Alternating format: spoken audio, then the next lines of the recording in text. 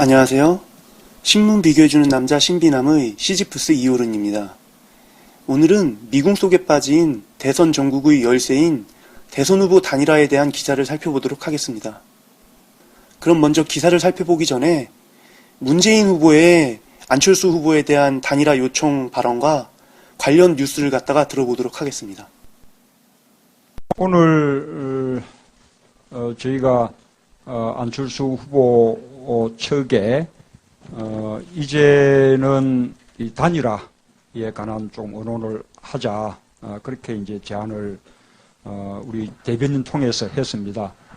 그리고 저희가 국민들께 저희가 준비한 여러 가지 정책이라든지 또 정책심 방안들 저희가 이렇게 내놓고 있는데, 그렇게 저희가 일방적으로만 말씀만 드릴 것이 아니라 뭐 TV 토론 등을 통해서 또 국민들께 설명도 드리고 또 국민들께서 판단할 수 있는 그런 자료도 제공해 드리자라는 제안도 했습니다. 저는 뭐 언제든지 또 어떤 형식으로든지 그렇게 만날 수도 있고 또 토론도 환영한다는 말씀을 드립니다. 문재인 후보 측은 안철수 후보 측에 당장 단일화 협상 테이블로 나오라고 재촉했습니다. 우상호 공보단장은 늦어도 다음 주에는 협상을 시작해야 한다고 말했고, 문 후보도 이제 터놓고 얘기할 때라고 강조했습니다. 어떤 방안의 단일화가 필요한지, 그럼 어느 시기에 단일화를 이루어야 되며 또 그러기 위해서는 어느 시기부터 단일화 논의가 시작돼야 되는지. 안철수 후보는 단일화를 안 하겠다는 것은 아니라면서도 시점을 언급하는 것에는 부정적이었습니다. 지금은 중요한 것은 우리나라를 어떻게 하면 많은 분들이 원하는 방향으로 가지고 갈 수 있는지, 만들어 갈 수 있는지, 거기에 대한 의견들을 모으는 것이 중요하다는 생각입니다. 하지만 단일화 논의 자체를 꺼렸던 기존 입장에서 한 발짝 나아갔기 때문에 안 후보 측이 종합정책을 발표하는 다음 달 10일 이후 협상에 들어갈 것이란 관측도 나옵니다. 야권 단일 후보보다 3자 대결이 유리한 새누리당은 야합이라며 깎아내렸습니다. 국민 앞에 새 정치를 하겠다고 나선 안철수, 문재인 후보가 우리 정치를 후퇴시키는 역할을 하고 있습니다. 그럼에도 문재인, 안철수 두 후보가 단일화를 직접 언급하면서 협상 개시가 초읽기에 들어갔다는 전망이 우세합니다. 기사를 살펴보도록 하겠습니다. 먼저 조선일보의 기사인데요. 10월 28일자 기사입니다. 앞으로는 묻지마 단일화 대신 결선 투표제 같은 대안 검토를 이란 제목의 사설입니다. 만일 특정한 정당과 정책을 통해 자신의 지지층을 형성한 후보가 정당 간 또는 후보 간의 인위적 조정을 통해 본인은 사퇴하고 다른 후보로 단일화해버릴 경우 심각한 정치 문제가 발생하게 된다. 지지해온 후보가 자기 뜻과 상관없이 사퇴해버릴 경우 국민의 잃어버린 선택권은 어떻게 되는가도 문제다. 이런 문제들이 해소되지 않은 채 인위적으로 후보 조정이 이루어지면 국민의 정치 불신과 정치 허무주의가 극대화될 위험이 있다. 라고 이렇게 얘기합니다. 조선일보는 이렇게 두 후보가 단일화를 할 경우에 그 정당의 지지를 받고 있는 후보의 경우에는 자신을 지지했던 국민들을 배신하는 행위가 될 수 있기 때문에 후보 단일화라는 게 민주주의 사회에서 매우 위험하다고 얘기합니다. 특정 후보를 지목하진 않았지만 결국 이 얘기는 문재인 후보와 안철수 후보가 후보 단일화를 하려는 걸 갖다가 비판하고 있는 것이죠. 선거 때마다 인위적으로 후보를 조종할 바엔 차라리 결선 투표제 도입을 검토하자는 의견도 있다. 1차 투표에서 과반 득표자가 없을 경우 1, 2위 후보 간 결선 투표로 최종 당선자를 가림으로써 후보 조정 권한을 국민에게 돌려주자는 것이다.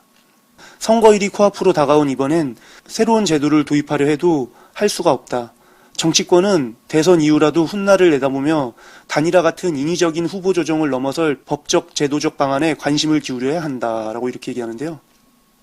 조선일보는 후보 단일화가 민주주의에 반하는 야합과 다름없기 때문에 이렇게 후보 단일화가 공공연히 이루어질 바엔 그냥 결선 투표제를 도입하자고 합니다.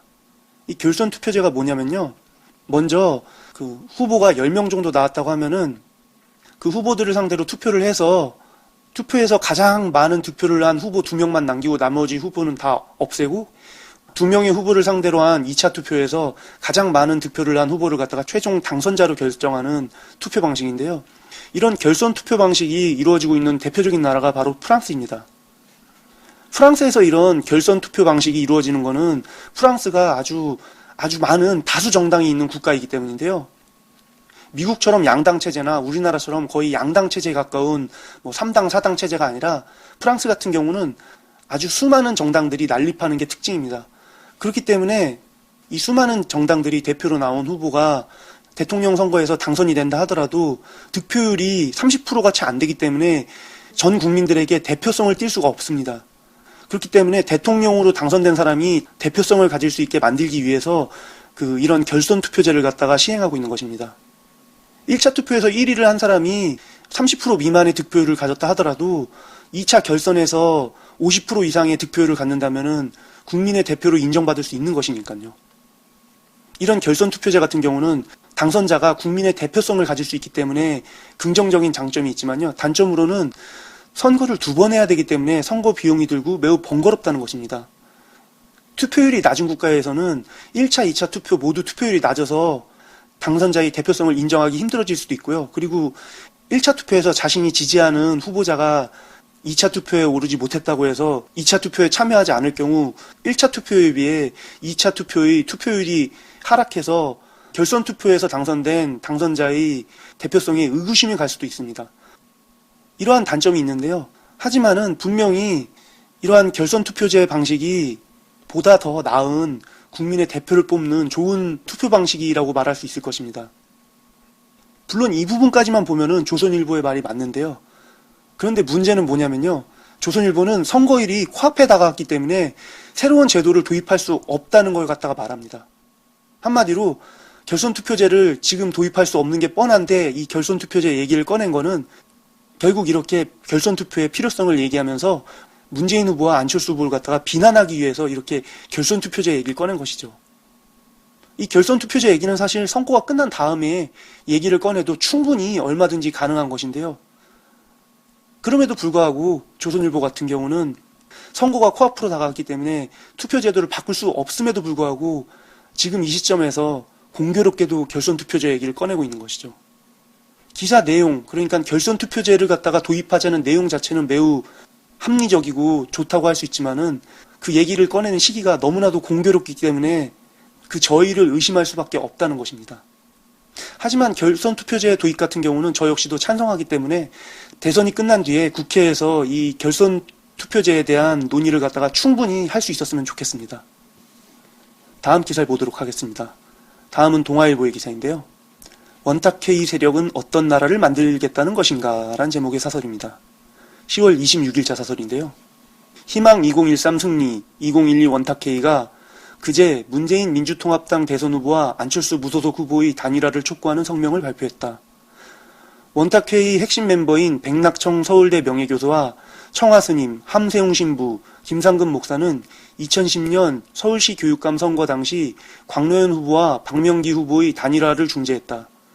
단일화의 대가로 두 사람 사이에 2억 원이라는 큰 돈이 오고 간 사실이 나중에 밝혀졌다. 곽 씨는 후보자 매수로 대법원에서 확정 판결을 받고 교육감직을 상실해 재선거를 치르게 됐다. 원탁회의 사람들 중 누구 하나 이 사태에 대한 책임을 언급하지 않고 있다. 라고 이렇게 얘기하고 있는데요. 동아일보는 야권 단일화를 주장하고 있는 원탁회의가 서울시 교육감 선거 때도 후보 단일화를 중재했는데 그렇게 후보 단일화를 중재해서 뽑힌 강노현 후보가 사후 매수죄라는 듣도 보도 못한 매수죄 혐의로 교육감직을 상실했는데 그에 대한 책임을 전혀 지고 있지 않다고 비판하고 있습니다. 그런데 동아일보에서는 사후 매수죄라는 단어 자체를 아예 언급하지 않고 있는데요. 왜냐하면요, 이 사후 매수죄라는 개념 자체가 위헌 소지가 다분히 높아서 지금 위헌 심판 제청에 들어간 상태이고 이 사후 매수죄 발표가 있었을 때 언론과 시민사회에서 아주 비난이 컸기 때문입니다. 논란의 소지가 많다는 것이죠. 이 사후 매수죄가 뭐냐면요. 광노현 후보가 박명기 후보에게 어떠한 대가를 주겠다고 아무런 얘기도 하지 않았고 그런 논의도 서로 없는 상태에서 그냥 박명기 후보가 후보를 사퇴했는데 후보 사퇴를 한 뒤에 선거를 치르기 위해 많은 비용이 들어갔던 걸 감당하지 못해서 나중에 광노현 후보에게 돈을 좀 빌려달라고 이렇게 얘기했을 때 그 돈을 빌려준 게 결국은 사후에 매수를 했다는 것입니다.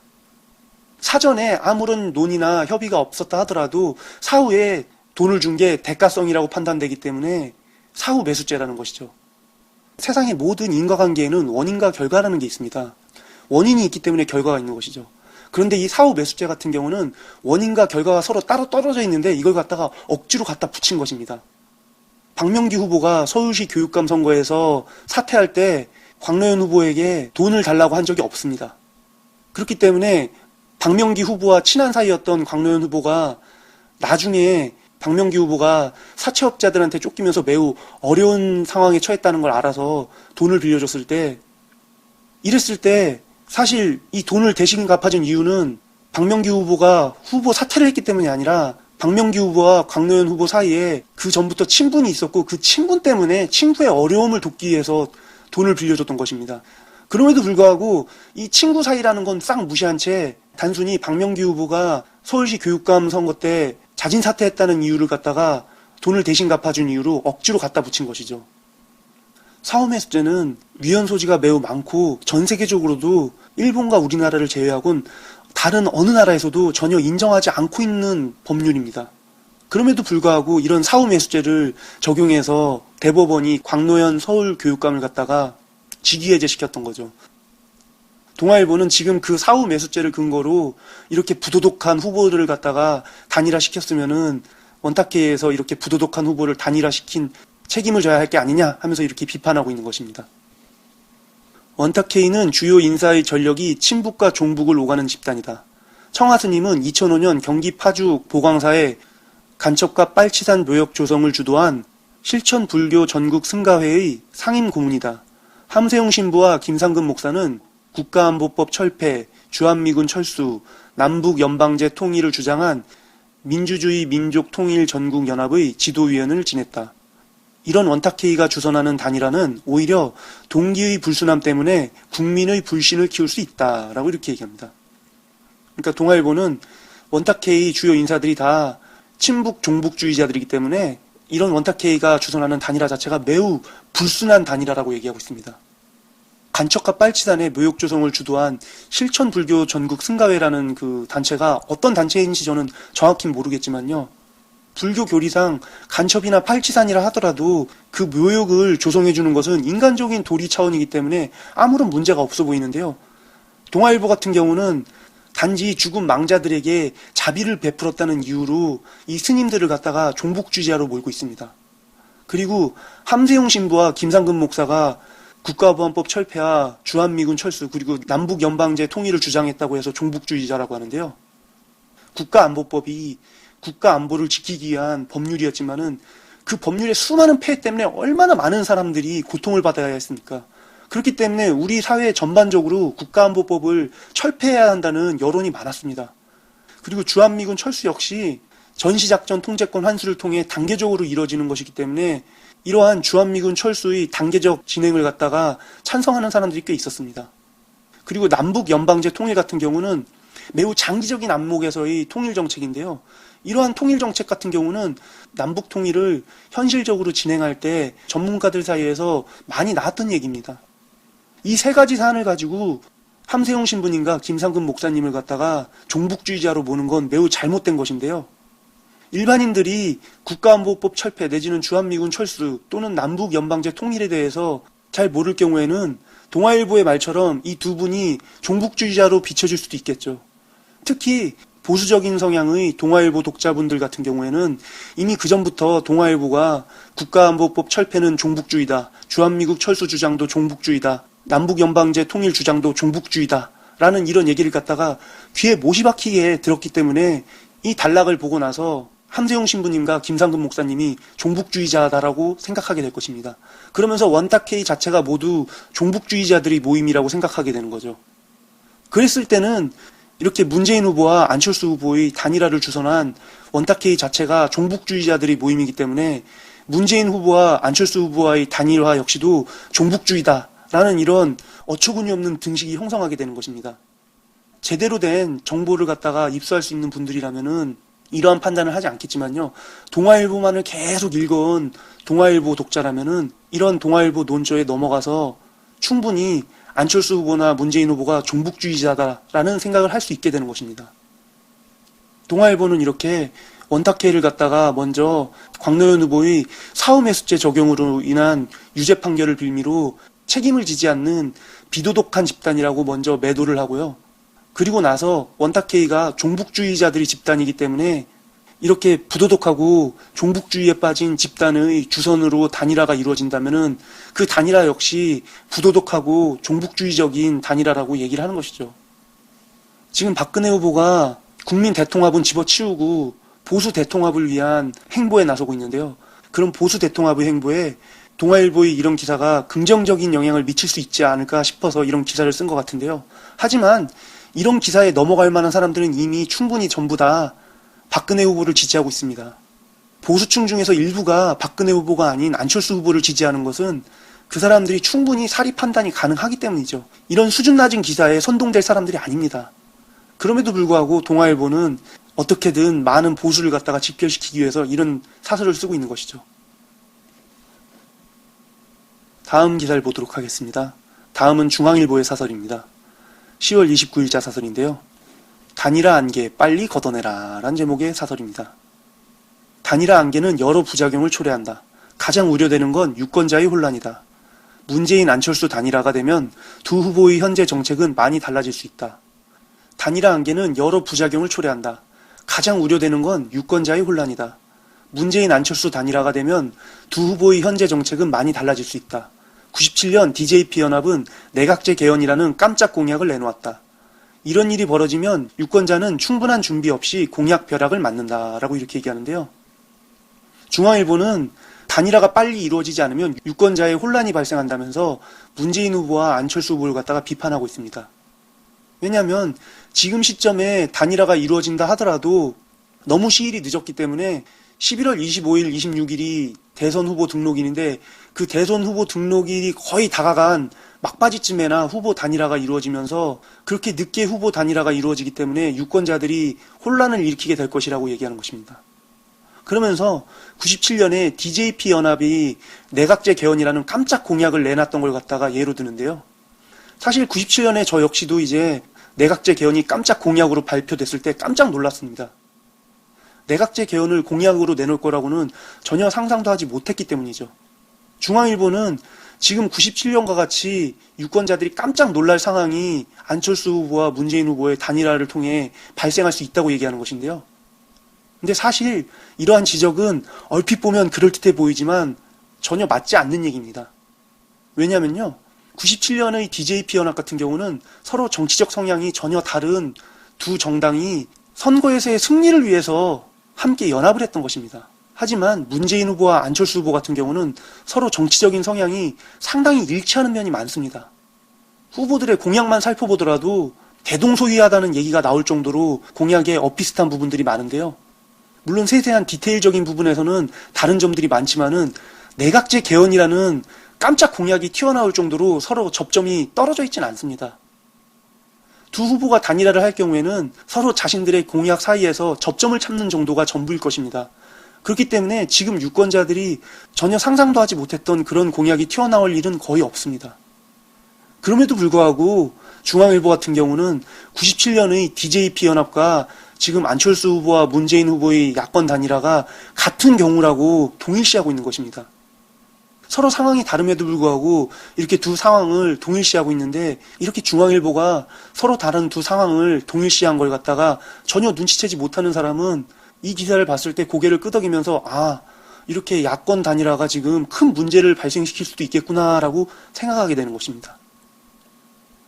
단일화가 늦어지면서 정책 선거는 뒤로 밀리고 있다. 미국 대선에서는 최대 이슈가 일자리 성장 복지다. 반면에 한국에선 이런 공약은 퇴색되고 오직 단일화가 핵심 쟁점이다. 최종 후보가 없으니 TV토론이나 관훈토론처럼 유권자가 후보를 파악할 무대도 없다. 방송사가 3자 토론을 하려 해도 야권은 아직 결승을 치르지 않았다며 박근혜 후보 측이 반대하고 있다. 만약 단일화가 투표일에 임박해 이루어진다면 TV토론은 횟수가 크게 줄어들 것이다. 투표일 며칠 전이라면 아예 TV토론이 없는 기이한 현상까지 벌어질 가능성이 있다. 라고 이렇게 얘기하는데요. 중앙일보는 지금 대선 후보의 TV 토론이 없는 이유가 야권 단일화가 이루어지지 않았기 때문이라고 얘기하고 있습니다. 얼핏 보면 맞는 얘기 같지만 이 얘기 역시 좀 잘못된 얘기인데요. 왜냐면요, 이미 방송사가 3자 토론을 하자고 제안했음에도 불구하고 박근혜 후보가 이를 거절했기 때문이죠. 중앙일보는 TV 토론의 전제가 야권 단일화가 이루어져야만 가능한 것이라고 단정 짓고 있는데요. 지금까지 야권 단일화가 이루어지지 않은 상태에서 TV 토론회가 이루어진 적이 여러 번 있습니다. 2007년 대선에서도 정동영 후보와 문국현 후보의 야권 단일화가 2차례에 걸쳐서 진행됐는데요. 그 야권 단일화가 진행되기 이전에도 TV 토론회는 있었습니다. 물론 그때는 정동영 후보와 문국현 후보의 야권 단일화가 성사되지 못했지만요. 어쨌든 야권 단일화가 성사됐든 성사되지 않았든 야권 단일화가 시도되기 이전에 TV 토론이 있었다는 게 중요한 것이죠. 박근혜 후보가 TV 토론을 하려는 의지만 있다면 얼마든지 TV 토론을 할 수 있는데 박근혜 후보가 TV 토론을 피하고 있기 때문에 TV 토론이 지금 이루어지지 않고 있는 것입니다. 그런데 TV 토론이 이루어지지 않는 문제의 핵심이 박근혜 후보가 아닌 야권 단일화라는 식으로 이렇게 호도하고 있는 것입니다. 그런데 한편으로는 중앙일보가 맞는 얘기도 하고 있는데요. 뭐냐면요. 만약 단일화가 투표일에 임박해 이루어지면 TV 토론의 횟수가 크게 줄어들 것이다 라는 이 얘기인데요. 저는 이게 걱정이네요. 사실 박근혜 후보의 가장 큰 약점은 TV 토론회입니다. 박근혜 후보가 2007년 이명박 대통령과의 경선에서 패배했던 이유 중에 하나도 바로 이 TV 토론회인데요. 박근혜 후보가 토론하는 영상을 보면은 정말 웃음이 나옵니다. 디테일한 공약들에 대해서 자세한 설명을 하는 건 없고 뭐든지 두리뭉실 설명해서 넘기는 식입니다. 그냥 잘하면 됩니다. 잘하면 됩니다. 어떻게라는 게 없습니다. 그냥 잘하면 된다. 이런 식의 발언밖에 없었거든요. 그렇기 때문에 TV 토론회를 하게 되면은 박근혜 후보에게 매우 불리해집니다. 그렇기 때문에 박근혜 후보가 3자 토론을 거부하고 있는 것이죠. 중앙일보는 단일화가 늦어질수록 TV 토론의 횟수가 줄어들 것이라고 얘기하는데요. 그렇기 때문에 저는 단일화가 빨리 이루어졌으면 싶네요. TV 토론회가 많아질수록 박근혜 후보의 지지율이 떨어질 테니까요. 이건 뭐 어디까지나 제 개인의 생각입니다. 편파적이긴 하지만요. 저는 이전 방송에서도 계속 밝혔듯이 박근혜 후보보다는 문재인 후보나 안철수 후보께서 대통령이 되길 바라는 입장이니까요. 단일화가 불가피하다면 정책 대결보다 단일화가 선결돼야 한다. 나중에 바뀔 공약을 준비하기보다는 먼저 합친 후에 단일화 공약을 협의하는 게 혼란을 줄일 일이다. 두 후보는 빨리 단일화 안개를 걷어내고 유권자 앞에 선명한 선택을 내놓으라 라고 이렇게 결론 짓습니다. 한마디로 중앙일보는 정책 같은 걸 논의하기보다 먼저 단일화부터 해라 라고 이렇게 얘기하는 것입니다. 이게 얼핏 보면 맞는 얘기 같지만요. 상당히 매우 위험한 얘기입니다. 서로 정책 토론을 하면서 단일화를 이룰 경우에는 서로 자신의 정책을 얘기하면서 유권자들의 지지를 호소하는 것이기 때문에 네거티브적이지 않은 상황으로 단일화를 이끌어갈 수 있습니다. 그런데 이러한 정책이나 공약 같은 걸 얘기하지 않고 단일화에만 집중하다 보면은 두 후보가 자신의 지지층을 늘려야만 하는데 지지층을 늘리기 위해서 정책을 얘기하지 못하다 보면은 결국에는 상대 후보를 갖다가 깎아내리는 길밖에 없는 것이죠. 그렇기 때문에 네거티브 선거가 만들어질 확률이 큽니다. 그래서 중앙일보는 이렇게 정책 대결은 집어치우고 단일화부터 해라 라고 이렇게 얘기하고 있는 것이죠. 다음 기사를 보도록 하겠습니다. 다음은 문화일보의 기사인데요. 원칙 없는 단일화는 구태정치다 라는 제목의 기사입니다. 10월 29일자 기사인데요. 문화일보 같은 경우는 제목에서부터 매우 노골적이죠. 문재인 안철수 두 후보의 단일화는 새롭고 바른 정치가 아니다. 그것은 단순히 정권 쟁탈을 위한 정치 술수이고 상식에 벗어난 정치적 야합이다. 진보적인 색채가 강한 원탁회의가 뭐라고 정치적 혼수를 두든 이것은 전체 국민이 바라는 바가 아닐 것이다. 위대한 지도자는 어설픈 철학이 아닌 굳건한 철학이 있어야만 한다. 자신의 개인적인 이익을 위해 정치적 야합을 하며 표만을 얻기 위해 모호한 말로 국민의 뜻을 따르겠다는 말만 되풀이한다면 그것은 국가를 이끌어가는데 확고하게 책임지지 않겠다는 자세로 보인다. 권력 쟁취만을 위한 야권의 후보 단일화는 정치 쇄신이 아니라 정치 퇴행을 의미하지 않겠는가? 라고 이렇게 얘기합니다. 야권 단일화는 구태 정치의 산물이니까는 야권 단일화 하지 말고 3자 구도로 대선을 치르자 이 얘기죠. 문화일보의 박근혜 후보를 대통령으로 만들고 싶은 욕망이 매우 잘 투영된 기사인 것 같습니다. 얼핏 보면은 사실 야권 단일화라는 게 선거의 승리만을 위한 방법인 것 같아서 정말 구태 정치인 것처럼 느껴질 수도 있는데요. 그런데 그거는 정말 후보 단일화라는 측면을 갖다가 수단적인 측면으로만 바라보기 때문에 생기는 착오인 것입니다. 후보 단일화를 통해서 두 후보가 가진 장점과 비전을 갖다가 서로 합치해 나가면서 보다 더 나은 발전적인 방향의 정책을 만들어갈 수도 있거든요. 그런데 이러한 부분은 전혀 외면한 채 오로지 선거에 대한 승리를 위한 수단으로 단일화를 이용하고 있다라고 그 의미를 갖다가 축소하고 있는 것입니다. 이렇게 문화일보가 대폭 축소한 단일화의 의미만을 바라보면은 정말 문재인 후보와 안철수 후보의 야권 단일화가 구태 정치인 것처럼 보일 수 있는데요. 우리는 두 후보의 단일화가 단순히 승리를 위한 수단일 뿐만 아니라 두 후보가 말하고 있는 정치 쇄신, 새로운 정치, 이것들을 갖다가 합치해 나가서 많은 국민들이 원하는 행복한 대한민국을 만들기 위한 정치 발전의 과도적인 단계일 수 있다는 걸 갖다가 충분히 인식해야만 합니다. 그리고 더 중요한 건요, 야권 후보 단일화가 어떤 형식으로 이루어졌는가. 그걸 보고 나서 이 단일화가 정치적인 수단으로만 이용된 것인지 아니면은 정치 발전을 위한 과도기적인 단계였는지 이걸 갖다가 판단하는 게 중요하겠죠. 아직 결과가 나오지 않았는데 결과가 나오기도 전에 그 결과의 의미를 갖다가 한정 지을 필요는 없다고 생각합니다. 다음 기사를 보도록 하겠습니다. 다음은 내일신문의 기사인데요. 범야권 뺄셈 단일화 우려 확산이란 제목의 기사입니다. 10월 26일자 기사인데요. 범야권과 시민사회 진영에서 문재인 후보와 안철수 후보가 단일화를 하더라도 한쪽 지지층의 이탈로 단일 후보의 경쟁력이 갈수록 떨어지고 있다는 우려가 나오고 있다.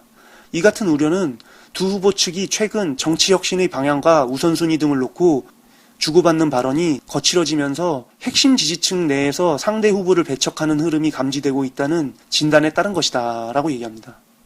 사실 이러한 부분을 저도 참 우려하고 있는데요. 안철수 후보와 문재인 후보 두 후보를 갖다 다 지지하는 쪽도 있습니다. 저 같은 경우가 대표적으로 그런데요.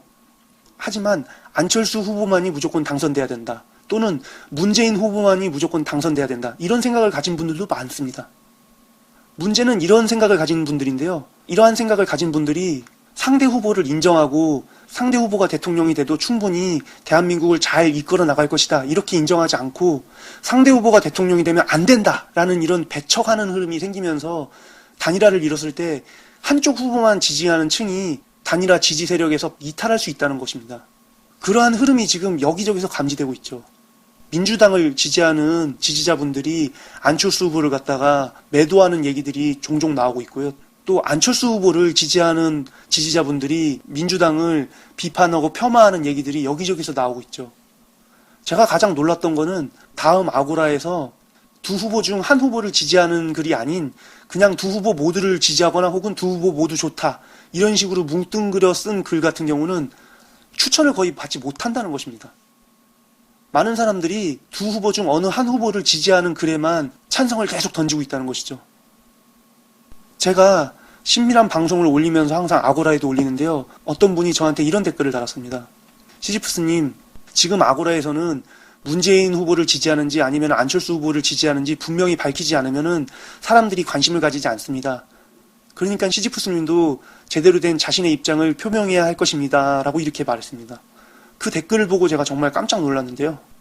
저는 사실 안철수 후보님도 문재인 후보님도 모두 믿을 수 있는 후보님이라고 생각해서 양측 다 지지하고 있는 입장이고 많은 분들이 저와 비슷한 생각일 거라고 생각했는데 두 후보 간의 야권 단일화가 점점 시간을 끌면서 이루어지지 않자 한쪽 후보만 지지하는 측에서 서로를 배척하면서 서로 대립되는 세력이 이미 아고라에 형성되어 있는 것입니다. 이렇게 서로 상대 측을 배척하는 흐름이 점점 강해질 경우에는 야권 단일화가 이루어졌을 때 한쪽 후보만을 지지했던 세력이 대거 이탈할 수 있는 것이죠. 그렇기 때문에 지금 범야권에서 크게 우려하고 있는 것이라고 합니다. 한편 두 후보 진영은 정치혁신 방향을 두고 연일 거친 설전을 벌이고 있다. 문재인 후보 측 박영선 선대위원장은 25일 라디오 인터뷰에서 안철수 후보가 말한 중앙당 폐지의 핵심은 공천권을 국민에게 돌려주는 것인데 어떤 방식으로 돌려줄 것인지 구체적인 내용이 언급되지 않았다고 비판했다. 이에 대해 안철수 후보 측 유민영 대변인은 기득권의 반발은 예상했던 일이라며 기득권을 지키려는 어떤 모색과도 당당하고 의연하게 맞서 나가겠다고 했다라고 이렇게 얘기합니다. 그러니까 이렇게 지금 두 후보 측 간에 팽팽한 설전이 오고 가고 있는데 이러한 팽팽한 설전이 두 후보를 지지하는 지지자들에게까지 이어지면서 결국 야권 단일화를 갖다가 플러스 알파 시너지가 아닌 뺄셈 단일화로 만들어가고 있다는 것입니다. 그렇기 때문에 내일신문 같은 경우는 이러한 상황을 얘기하면서 빠른 시일 내에 단일화를 긍정적인 방향으로 이뤄내라고 문재인 후보와 안철수 후보에게 간접적으로 얘기하고 있는 것입니다. 다음 기사를 보도록 하겠습니다. 다음은 한국일보의 기사인데요. 단일화의 미래를 말하라 라는 제목의 사설인데요. 10월 31일자 기사입니다.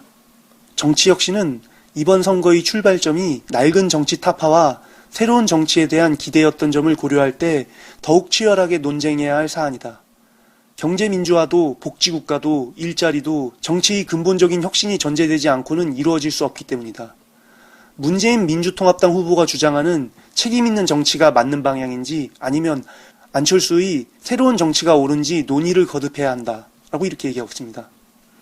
그러니까 지금 한국일보 같은 경우는 안철수 후보와 문재인 후보 사이에 단일화의 쟁점인 정치혁신이 매우 중요한 얘기라면서 이 정치혁신에 대한 논의를 갖다가 서로 대변인을 통해 주고받는 식이 아닌 둘이 서로 만나서 심도 깊게 논의하라고 얘기하고 있습니다.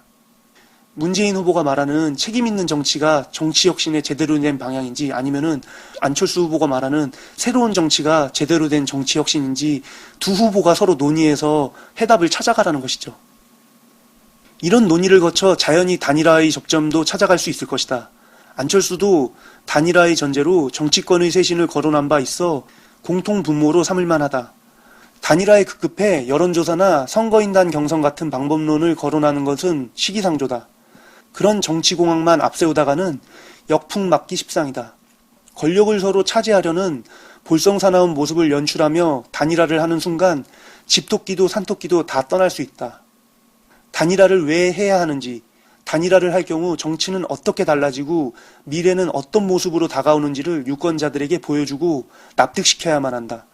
두 후보가 가지는 공약을 공유하기까지 시간과 과정이 필요하다. 문철수가 되든 안재인으로 결판나든 그때까지 두 사람은 미래를 말해야 한다. 라고 이렇게 얘기하고 있습니다.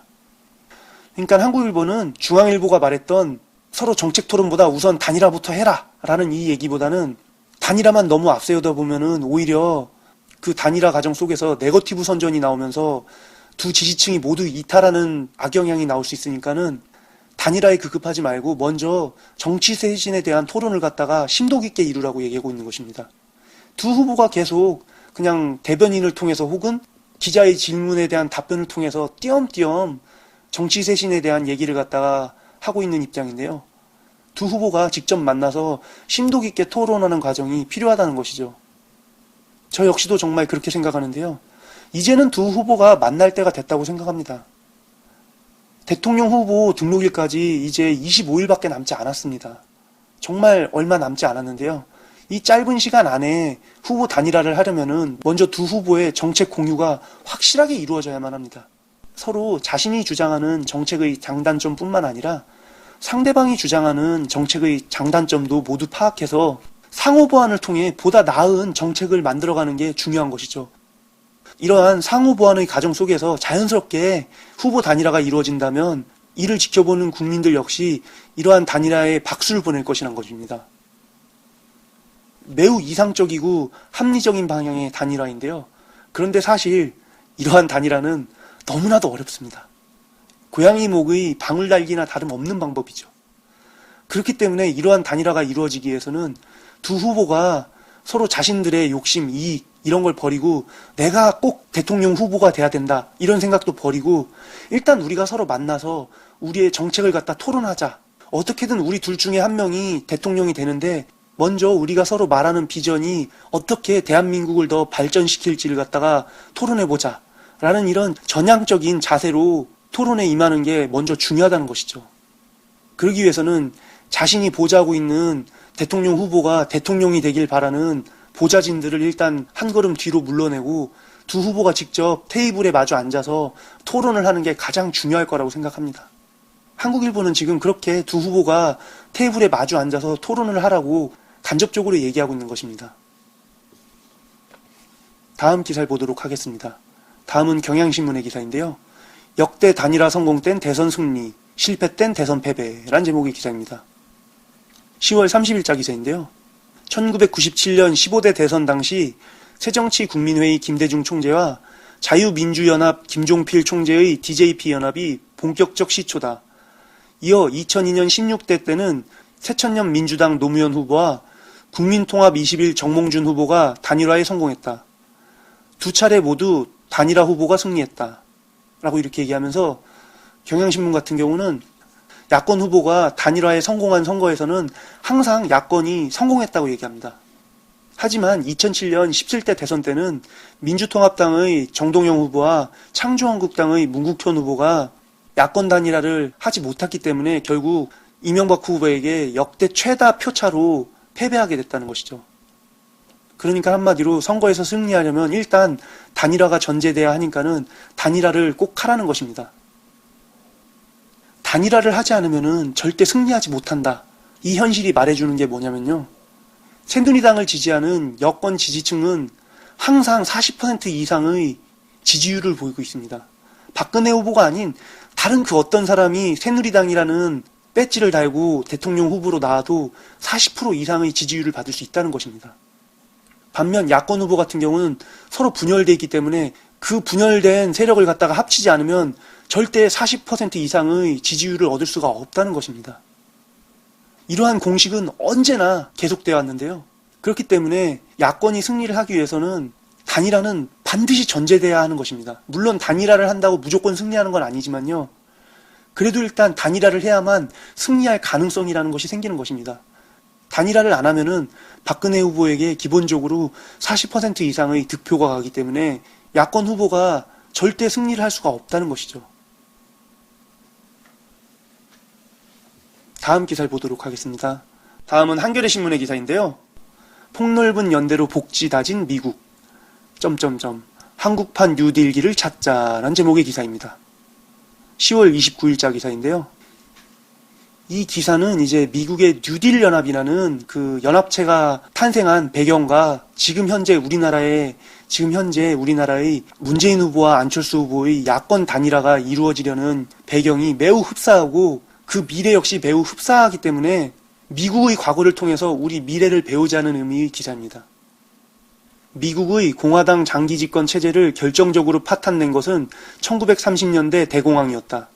공화당의 하버트 후보 대통령은 1928년 대선운동 기간에 번영이 우리 눈앞에 와 있다고 공언했다.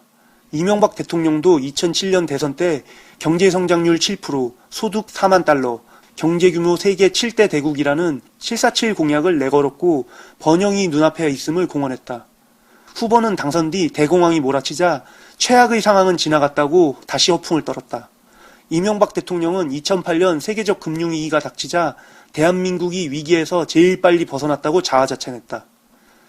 상하원 의석수에서 2대1로 앞서던 공화당은 대공황석에서 치러진 1930년 중간선거에서 크게 밀리긴 했으나 하원에서 218대 216으로 민주당을 앞서 여전히 다수당 위치를 지켰다.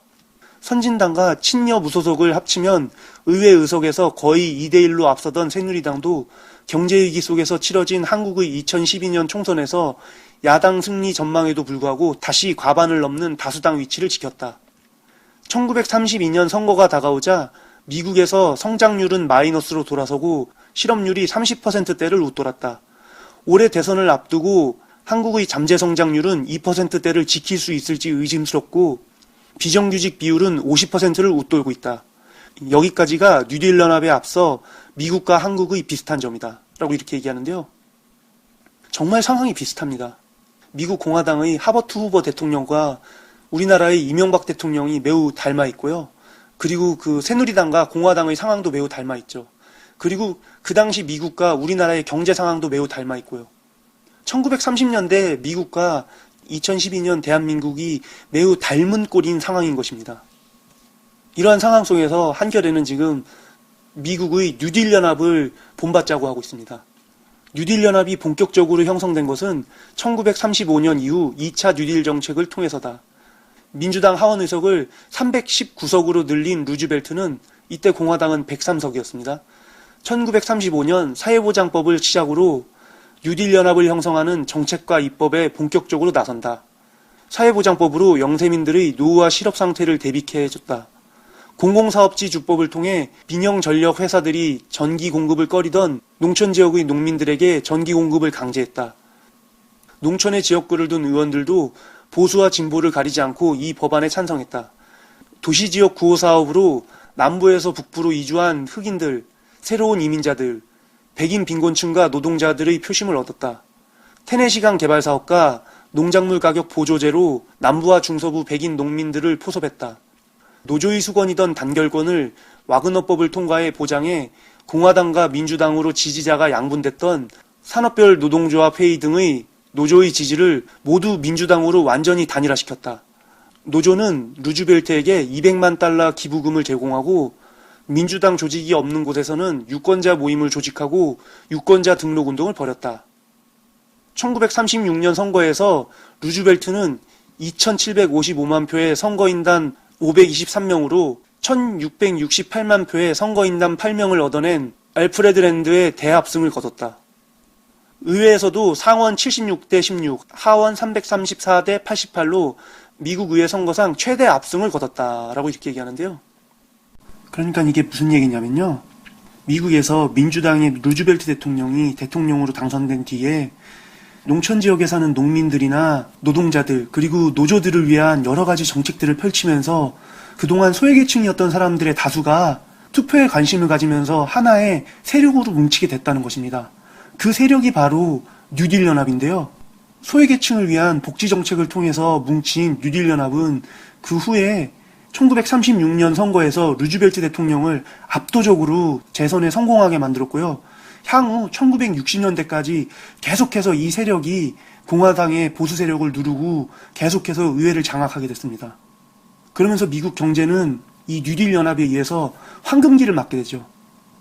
문재인 후보와 안철수 후보 역시 이번 대선에서 단일화를 통해서 하나의 연대 세력을 만든 뒤 자신들의 지지층을 투표로 끌어들이고 두 후보 중 한 명이 대통령에 당선된 뒤에 복지 정책을 통해 부동층과 소외계층을 갖다가 야권 지지 세력으로 끌어들여서 뉴딜 연합과 같은 항구적인 야권 지지 세력을 구축하는 게 가능하다는 것입니다. 미국에서 뉴딜 연합의 배경은 공화당 장기 체제에서 산업화에 따른 대중들의 불만이고 이는 대공황으로 실현 가능성을 잡았다. 하지만 뉴딜 연합을 실제로 성사시킨 것은 당시까지 공화 민주 양당이 포섭하지 못한 새로운 유권자 계층을 포섭하는 정책과 입법이었다. 올해 대선을 앞두고 한국에서도 보수 여당 후보를 앞서는 야권 후보들이 나왔지만 이는 가능성일 뿐이다. 이 야권 후보들을 지지하는 유권자들을 하나로 묶고 항구적인 다수 정치 세력으로 만드는 것은 이례적인 후보 단일화를 넘는 항구적인 정치 세력 연합이 돼야 함을 뉴딜 연합은 보여준다라고 이렇게 얘기합니다. 이 얘기가 뭐냐면요. 새누리당을 지지하는 지지자의 수는 언제나 40% 이상입니다. 그 세력이 항구적이기 때문에 야권이 분열하면은 언제나 새누리당이 정권을 잡고 의회를 장악하게 되는 것이죠. 그렇기 때문에 이러한 새누리당의 정책에 대항하기 위해서는 새누리당을 뛰어넘는 정치 연합 세력이 필요하다는 것입니다. 이번 대선에서 일시적으로 야권 단일화를 통해서 정권을 잡는 게 중요한 게 아니라 야권 단일화를 이루면서 부동층으로 있던 지지자들을 그 야권 단일화 세력으로 끌어들여서 항구적으로 유지될 수 있는 연합 세력을 갖다가 뉴딜 연합처럼 만들어야 된다는 것이죠. 그래야 다음번 대선에서 야권 세력이 승리할 수 있고 그래야만 경제 민주화와 복지 정책들도 모두 실현이 가능하니까요. 한겨레 신문은 이번 대선 후보 단일화를 갖다가 단순히 대통령 선거에만 국한하지 말고 앞으로 10년, 20년 미래를 내다보면서 뉴딜 연합처럼 복지 정책과 경제 민주화를 갖다가 대한민국에 실질적으로 적용시킬 수 있게끔 항구적인 연합 세력을 만들자는 것입니다. 이 기사야말로 사실 어떻게 보면은 문재인 후보와 안철수 후보 이 두 분을 지지하는 분들에게 대한민국의 미래가 어떠한 방향으로 가야 할지를 갖다가 제시해주는 그런 좋은 기사인 것입니다. 제가 근래에 봤던 야권 단일화에 대한 기사 중에선 가장 좋은 기사인 것 같습니다.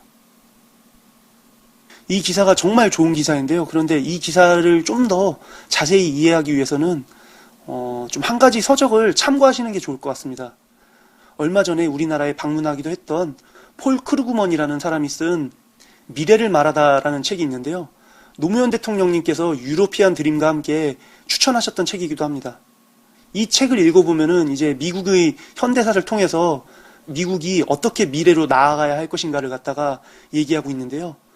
그러한 미국의 상황이 우리나라의 상황과 그대로 정말 매우 흡사합니다. 그렇기 때문에 폴 크루그먼의 미래를 말하다를 보면은 대한민국의 미래도 어떻게 흘러가야만 할지를 갖다가 판단할 수가 있습니다. 그렇기 때문에 저는 이 기사를 보시는 분들께서 가급적이면은 미래를 말하다 역시 꼭 한번 읽어보셨으면 합니다. 노무현 대통령님께서 추천하셨듯이 저 역시도 별 5개로 추천하는 10점 만점에 10점짜리 추천 도서입니다. 다음 기사를 보도록 하겠습니다. 다음은 보수 마이너인 뉴데일리의 기사인데요. 문재인 안철수 단일화 힘들 듯... 걸림돌은 역시 돈. 어설픈 단일화 시 후보 사후 매수죄 위험성 크다 라는 제목의 기사입니다.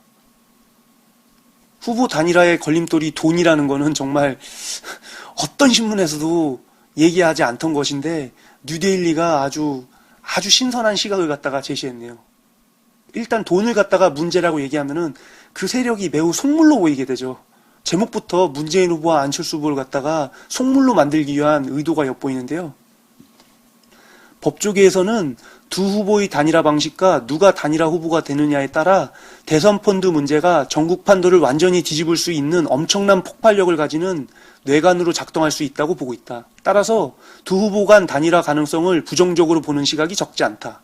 일각에서는 두 후보의 단일화 과정에서 노출되는 대선 펀드 처리 문제가 광노현 전 서울시 교육감을 낙마시킨 후보 사후 매수죄에 해당할 수 있다는 견해까지 나오고 있다. 안철수 후보로 단일화가 되면 문재인 후보가 사퇴해야 한다. 민주통합당이 선관위로부터 선거 비용을 보존받을 가능성은 완전히 사라지고 문재인 펀드가 200억 원이 넘는 상한 부담을 떠안아야 한다. 이 얘기가 뭐냐면요. 지금 문재인 후보가 문재인 펀드로 200억 원을 조성했는데요. 이 문재인 펀드는 어떤 방식으로 이루어지냐면요. 이제 선거 전에 펀드를 모집해서 200억 원을 모은 다음에 선거가 끝났을 때 15% 이상 이제 득표를 하면은 선관위에서 그 선거 비용을 보존해 주기 때문에 그 선거 비용을 보존받았을 때 펀드에 투자한 사람들에게 투자금을 갖다 돌려준다는 것입니다. 그런데 이제 만약 안철수 후보랑 문재인 후보가 단일화를 했을 때 문재인 후보가 사퇴를 하게 된다면은 선거에서 15%를 득표할 수 없기 때문에 선관위로부터 선거 비용을 보존받을 수 없다는 것이죠. 따라서 안철수 후보로 단일화가 이루어지면 후보 사퇴로 문재인 후보나 민주통합당 측이 짊어져야 하는 금전적 부담을 어떤 식으로든 안철수 후보가 나눠지는 문제가 논의될 수밖에 없다. 결국 후보 사퇴의 대가로 금품, 기타 재산상의 이익을 제공하는 것을 처벌하는 후보 사후 매수죄로 이어질 위험이 그만큼 높아진다. 야권연대 방식의 틀 안에서 이루어지는 문재인, 안철수 두 후보의 단일화 논의는 2010년에 있었던 광노현, 박명기 단일화의 재현이 될 수 있다라고 이렇게 얘기하는데요.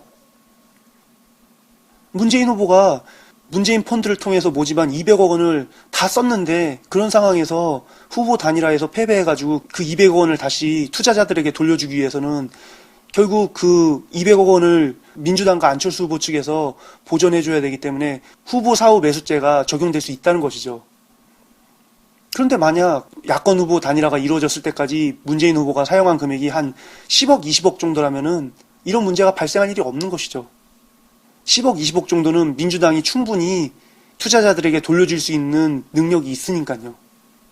선거 비용이 본격적으로 많이 투여되는 것은 선거운동 기간이 시작됐을 때부터입니다. 유세 차량 동원을 비롯해서 수많은 곳에 돈이 나갈 수밖에 없는데요. 그러한 본격적인 선거가 이루어지기 전까지는 사실상 선거에 돈이 들어갈 일은 그렇게 크지 않습니다. 그런데 후보 단일화 같은 경우는 대통령 후보 등록일인 11월 25일에서 26일 전에 분명히 이루어질 게 분명하거든요. 그렇기 때문에 사실상 문재인 펀드에서 모집한 200억 원을 갖다가 후보 단일화가 이루어지기 전에 다 쓸 일은 절대 없다는 것입니다. 많이 써봤자 10억에서 20억인 것입니다. 그렇기 때문에 뉴데일리가 얘기하는 것처럼 후보 사후 매수죄가 성립될 수가 없는 것입니다. 그런데 이렇게 뉴데일리는 문재인 후보와 안철수 후보 사이에 단일화가 이루어지지 않는 건 모두 돈 때문이다라고 단정 짓고 있는 것입니다. 문재인 후보와 안철수 후보는 정치 세신 문제 때문에 서로 이견이 있어서 그동안 후보 단일화를 하지 못했는데 뉴데일리는 이걸 갖다가 오로지 돈 문제로 완전히 폄하시키고 있는 것이죠. 지극히 뉴데일리적인 시각이라고 할 수 있죠. 다음 기사를 보도록 하겠습니다. 다음은 진보 마이너인 미디어스의 기사인데요. 더 치열한 언론의 단일화 삿바싸움이란 제목의 기사입니다. 10월 30일자 기사인데요. 미디어스는 미디어 오늘과 마찬가지로 미디어 비평을 하는 언론입니다. 신비남과 같은 역할을 하는 신문이라고 보면 되는 거죠. 그렇기 때문에 미디어스는 야권 단일화에 대한 보도를 하는 언론사들이 태도를 갖다가 보도하고 있습니다. 경향신문과 조중동을 갖다가 비교하고 있는데요. 경향신문은 야권 단일화 경쟁이 본궤도에 올랐다고 봤다. 경향은 두 캠프 모두 내부적으로 단일화 방법 등을 둘러싼 검토에 들어간 것으로 알려졌다고 보도했다. 경향이 주목한 것은 역시 문 후보가 발표한 정치혁신 방안이다. 안철수 후보 측은 11월 10일 이전에는 협상 테이블에 앉기를 꺼리고 있다. 즉 민주당이 정치혁신안을 발표했지만 여전히 안철수 후보 측은 반응이 없다. 변화가 없는 상황이지만 경향신문은 이를 본궤도로 해석한 셈이다. 라고 이렇게 얘기하고 있는데요. 그러니까 이번에 안철수 후보님이 야권 단일화를 안 하려는 것은 아니다. 라고 얘기하면서 11월 10일이 지난 다음에는 이제 단일화를 하겠다라는 식의 얘기를 한 게 이제 단일화의 본궤도로 들어간 것이라고 경향신문이 해석했다는 것입니다. 반면 중앙과 조선은 갈등을 부각했다. 논리적 구성은 경향신문과 같다. 민주당과 문재인 후보 측이 정치혁신 방안을 제시했지만 안철수 후보 측이 미동도하지 않고 있다는 점을 강조했다. 경향신문이 본궤도라고 본 과정을 중앙과 조선은 압박으로 해석했다. 중앙은 안철수 후보 측이 시점을 늦춰야 유리하다고 판단했다며 국민이 동의해야 한다는 말만 반복하고 있다고 비판했다. 경향신문이 본궤도라고 평가한 상황을 이처럼 폄하하는 이유는 간단하다. 단일화 논의의 피로감을 증폭시켜서 단일화 자체를 정략적 야합으로 규정짓기 위한 틀거리다. 라고 이렇게 얘기합니다. 아까 제가 조중동문이 단일화를 갖다가 구태정치다, 야합이다 이런 식으로 얘기했던 걸 소개했는데요. 그와 비슷한 기사를 갖다가 이제 미디어스도 소개하고 있는 것입니다. 사실 제가 직장 생활을 하면서 신비남을 녹음해서 올리는데 체력적으로 한계를 많이 느끼는데요. 그러다 보니까는 매일 올리고 싶지만 이틀에 한 번꼴로 올리게 되고 있습니다.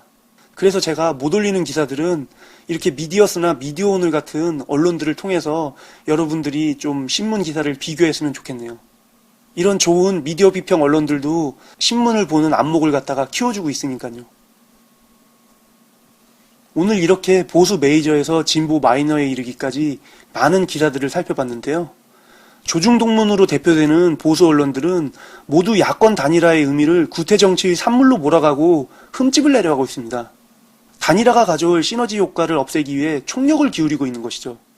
반면 진보 언론들은 문재인 후보와 안철수 후보가 서로 자신이 단일화 후보가 되기 위해 분쟁하고 경쟁하기보다는 국민이 원하는 정치를 만들기 위해 서로 협력하는 과정에서 단일화가 이루어지면서 시너지 효과를 발휘해서 정권 교체는 물론이거니와 대한민국 미래 발전의 초석이 되는 정치 화합의 과정이 되기를 기대하고 있는 것으로 보입니다. 즉 뉴딜 연합을 만들어가는 것이죠. 진보 언론들이 원하는 화합하는 모습의 후보 단일화를 이루기 위해서는 문재인 후보와 안철수 후보의 양 캠프에서 화합을 위한 노력을 하는 것도 중요하겠지만요. 무엇보다도 두 후보를 지지하는 지지층이 서로 자신이 지지하는 후보가 최선의 후보라고 주장하기보다는 상대 후보를 인정하면서 화합하기에 노력하는 자세가 무엇보다도 중요합니다. 지지층에서 먼저 화합하는 모습을 보인다면 두 후보 역시 더욱더 화합하기 위해서 노력하게 될 것이니까요. 그렇게 상호 존중이 전제된 상태에서 서로 협력하고 화합하는 분위기가 형성돼야만 시너지 효과가 발생하면서 정치의 한멸을 느끼고 있는 부동층의 마음을 투표소로 이끌어낼 수 있을 것입니다. 그리고 그렇게 화합해야만 일시적인 게 아닌 항구적인 뉴딜 연합이 만들어질 수 있는 것이고요. 문재인 후보와 안철수 후보의 단일화를 통해서 한국형 뉴딜 연합이 완성되길 기대하면서 오늘 신문 비교해주는 남자 신비남을 이것으로 마치도록 하겠습니다.